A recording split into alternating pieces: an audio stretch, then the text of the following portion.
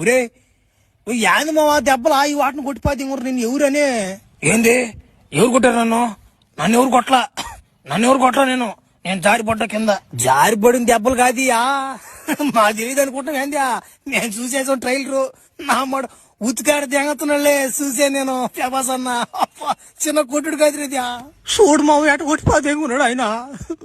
నా మాట నాకేం తెలుసురా, నేను కోనేరులో గమ్ముకున్నాడు రా మావా.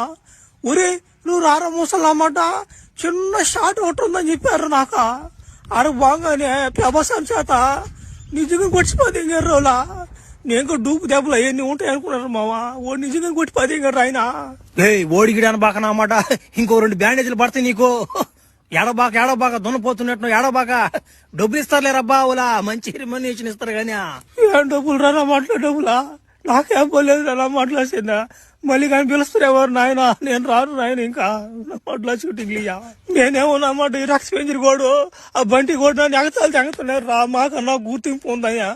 నేను ఆ బెనిఫిట్ తో పోయాను రా. నేను కూడా ఏదో పేరు సంపాదించుకుందామని ఆడికి బాగా నా మాట ఆయన చేత కుక్కను కొట్టి పదింగడరా నన్ను ఆయన. నా మాట చచ్చిపోతా నేను ఊరేసుకున్నా.